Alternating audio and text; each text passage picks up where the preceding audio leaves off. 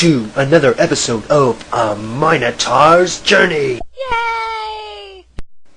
Today we will be talking about C.S. Lewis's birthday! So, yeah, it's C.S. Lewis's birthday, and that's what we're talking about. Because it's kind of important to every Narnia fan out there, because, hello, the author who wrote the books a long time ago, it's his 11th birthday today, and it's kind of important. It's all 3 digits, kind of important. To celebrate his birthday, we will be discussing some things about C.S. Lewis and Narnia, because that kind of relates to C.S. Lewis and Narnia, which are 2 big things, him and Narnia, which is, weird to talk about Narnia! Yeah, I know I'm wearing a David Carter Band t-shirt, but I'm a Narnia fan too, at heart. Okay, first, I think we should discuss how we were first introduced to the Narnia books. Well, yeah, I mean, our introductions to the series, that's like a really good topic to start out on, because this is the introduction of our video, so why not have the introduction divided like that so we get a better... yeah! Alright, so, the way I was introduced to the Narnia books when I was about 4 years old, my dad read us The Lion, the Witch, and the Wardrobe at the dinner table. He'd read it to us, and every night we heard about another chapter or so. And I just remembered it as this big, epic adventure with like hundreds and hundreds of pages that I would never be able to read.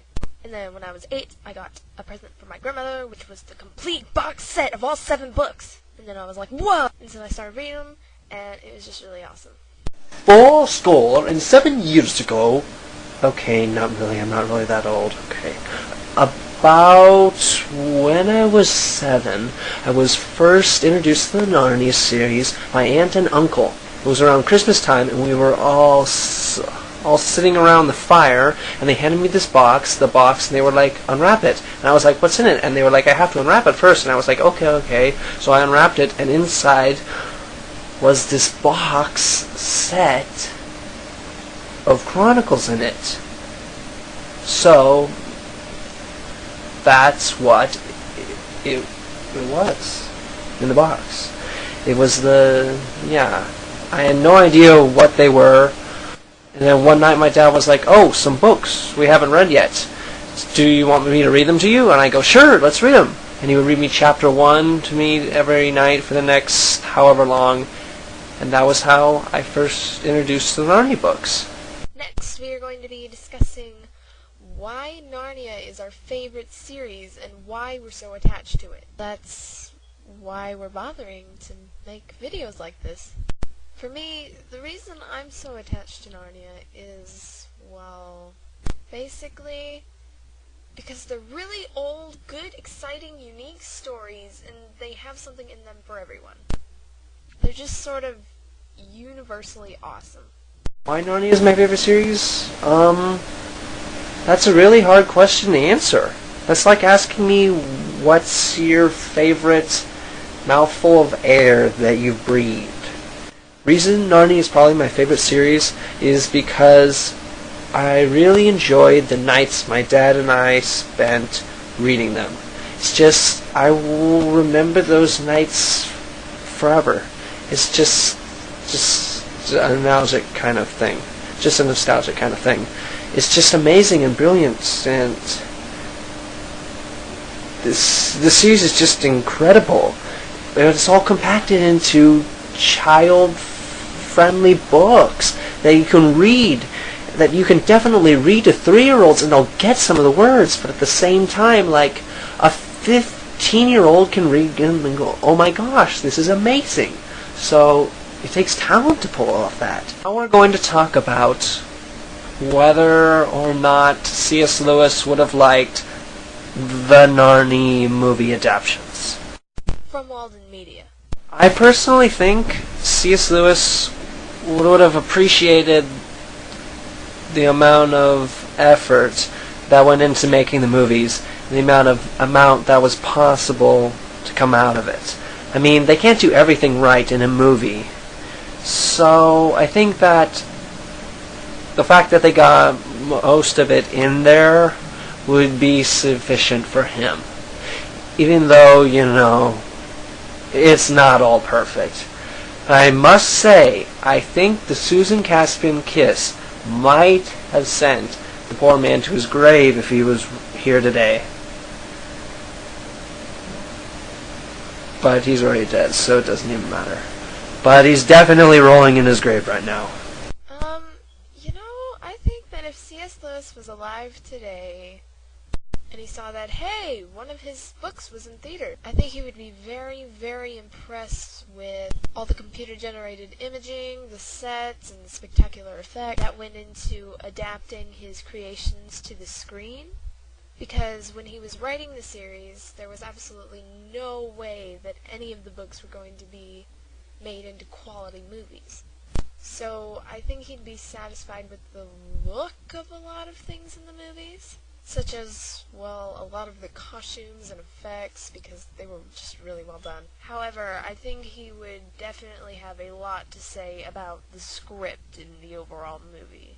And I personally think he would be very bugged by all the changes in the movie, even if they were unintentional. Because, being the author, he knows more about the Narnia books than anyone else in the world. So if there are any, true hidden meanings, like the supposed hidden meanings that Michael Ward discusses in Planet Narnia, because if any of that exists, C.S. Lewis might get, disappointed that the filmmakers didn't keep true to that stuff on screen when they filmed it, which he wouldn't expect them to, because when he was writing these books, he never imagined that there would be adaptations made from them.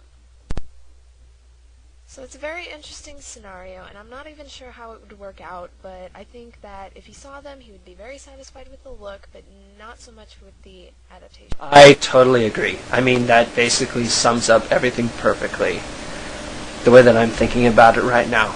So that was really well done. Really well said. Thumbs up.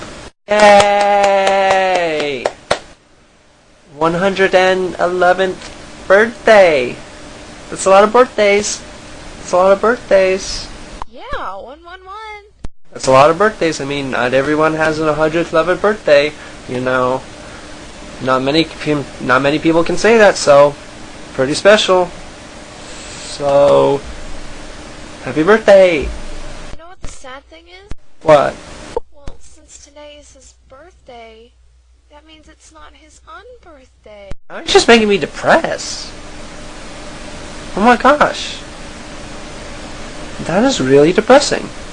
I know. Ugh. Okay, I'm not your friend anymore. Well, maybe to cheer us up, we could do things in honor of C.S. Lewis. You know, things like I'm doing this in honor of C.S. Lewis to commemorate him. Well, maybe, but I'm still not your friend anymore. I mean, we can be good acquaintances. I mean, I'm willing to do that. But I'm not your friend anymore. You made me way too depressed. I mean, I'll still do those things, but man, you're just like a Johnny Raincloud here. In honor of C.S. Lewis's career in being an author, I'm going to earn the Reading Merit Badge. In honor of C.S. Lewis's birthday, I hung a bunch of lights in my room. Dang it, I can't see in this elevator.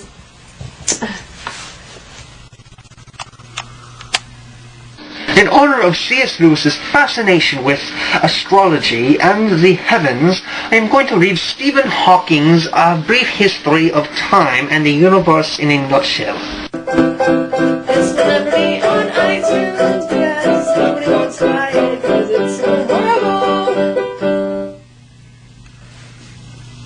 In the honor of Clive Staples Lewis's middle name, I am going to have a little staple war.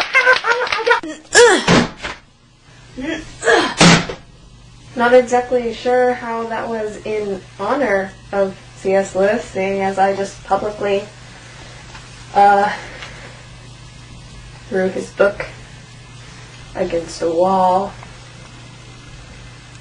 I don't know.